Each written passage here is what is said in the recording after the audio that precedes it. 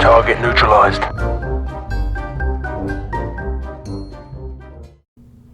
Like what we talked about, you work backwards, right? You set a goal and you try to work backwards how you're gonna hit it. And then another thing that I thought about is like the reason why everyone is afraid of setting goals is because they're afraid of failing. So when you set a goal, you feel like you failed if you don't achieve it. But the thing is, if you don't set a goal, you fail already. At least you know when you're gonna fail.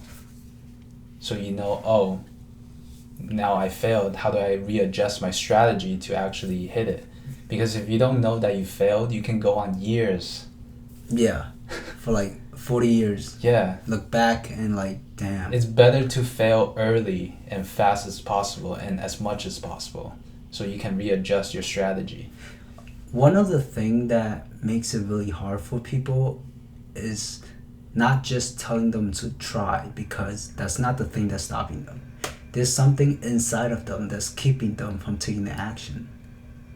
I mean, don't you remember when you just started doing something that you were very nervous about?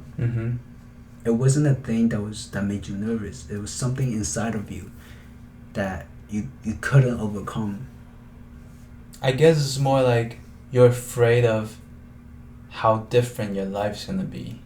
You're afraid of change. We were like very much untrained. Like right now, you don't care as much as what you used to care about what other people say. You know, what your parents say, what your friends say. Like it used to really affect how you think about things. But as you grow older, you start to learn like, wait a minute. And then you start to take more action, fail more stuff, try more stuff. And slowly break out of that. I mean, this is something that I still struggle with, and I'm sure people are still struggling with, is setting deadlines. Because they don't want to fail. But setting deadline is really important. Yeah. It's probably one of the most important thing that once you set a deadline, if you fail, at least you know whatever I'm doing, however I'm structuring my days is not hitting my goals. Yeah, you know, change that process. It's either your process. It's not your goal. Yeah, it's not your process. Goal. It's your process or your mindset. It's these two things. Yeah. So maybe this year set a deadline. How come sometimes some people don't, even if they set a deadline, they can't achieve it? Then they're letting the failure affect them versus letting the failure tell them, oh, my current strategy and my current level of thinking is not working out. What can I do differently going forward to hit that next deadline? Yeah. Like for example, this is a perfect topic for 2020. Right? Because a lot of people are going to like set their New Year's goals and stuff that they want to do and they want to accomplish and achieve. But by month 2, month 3, it's done. They give up. Why? Why can't we stick through a whole year of just focusing on one thing? Because the distraction, it's like you get this great idea and then you could create it, you could manifest it, you could actually have it in your life. And then you get a bunch of different distractions to really test if you actually deserve, if you actually truly want that first thing that you desired. You're saying that whatever they set is not what they really want? Yeah. It's just a test, you know? Yeah, like then it's not something that they want bad enough that they have to stick through the whole year. Yeah. Like it's something that they kind of set, like, don't really care about it, you know? So Elon Musk, for this example, wants to go to Mars. He's setting a goal and he's trying to stick to that. And this goal can take who knows how long, years? Yeah. Might not even be in his lifetime. But he's setting it. Yeah. He's thinking that in his lifetime he can get to Mars. That's what his goal is. So you're trying to accomplish it in less than like, within 20, his 10, 20, 30 years. Yeah, within his time. Yeah. So that's just totally different. Like now you're talking about people who wants $1 million, who wants rich, who wants the money, who wants more freedom, travel, make money online, whatever it is. Then you get all these shiny things. Then they sway to a different thing. Mm-hmm. Sway to a different thing. Because they're focusing on the money, right? Well, the money, it's not just the money. It's like, it could be just like, oh, they try something and they realize they don't like it. Mm-hmm. They're not trying to push forward and see. So isn't that like a good strategy to have then? Is just to let the shiny object be, and you try as many things as you can. Yeah, until at the you beginning, find what at the you like. yeah, at the beginning of your career, or if you never start a business, or if you never started something, a project, Mm-hmm. like it could be a hobby, just like playing music with a band, or like playing something like that. Yeah, everyone has their own thing. It's just some of us are not trying enough things to find out what it is. It's not the first thing you try out of college, for sure. Mm-hmm. It might not be. Chances are it's not, right? So then we have to try many different things. We have so many different personalities. But it will get to a point where you're trying too many things. Well, isn't that the best for like when you're 20, 18 to like 30? No, I would say like the earlier you realize that you're one thing, the better it is. Well, how would you know what that thing is if you don't try different things? Like, what are the chances that you're gonna land on exactly? That's where that's where character comes in. That's where parental guidance, someone that's wise enough to guide you through, coaches, because they know they know like you're gonna have shiny object. They will try to keep you on track of your, when you're a kid you had this dream, right? Imagine every kid had that dream and they fulfilled that dream, and someone was able to guide them through it, know the knowledge, know that they're gonna catch that shiny bug and let them know this is a trap.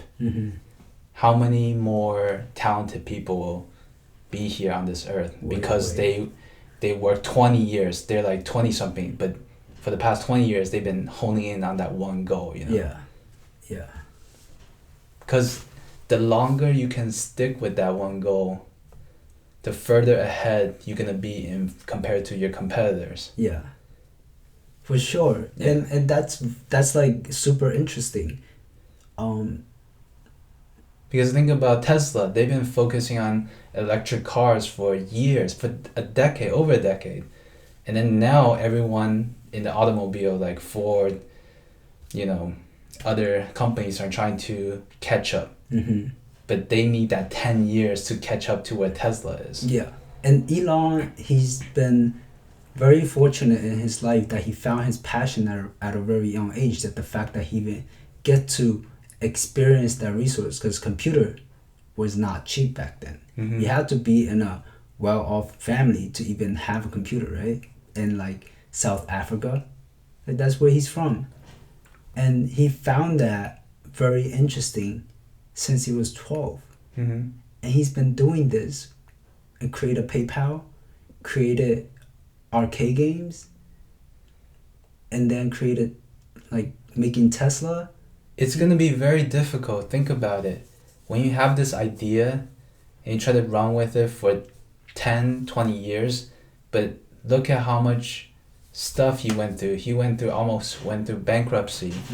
He went through multiple rockets exploding, went through all the bad publicity, Tesla saying it's going to fail. The fact that he can continue to push forward is already very difficult for a lot of people. Yeah. The fact to face that to know that you're gonna fail is like, some people can't take that. Yeah. But it's very important to know when you're gonna fail, and you better learn how to fail faster and as much as possible. Okay, so these are like the data points. That's like a characteristic thing, right? So what if from a very young age your parents are already helping you to train you into a way where your thinking and characteristic is like well molded already. Because a lot of us, we grew up, like some people grew up from a very bad family, right? Like over time, they had to work on their character. They had to discover themselves.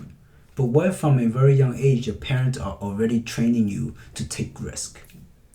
They have to train you to learn how to cope with failure. Yeah. Because that's not trained enough. School teach you when you fail, you are punished, which is terrible. Yeah.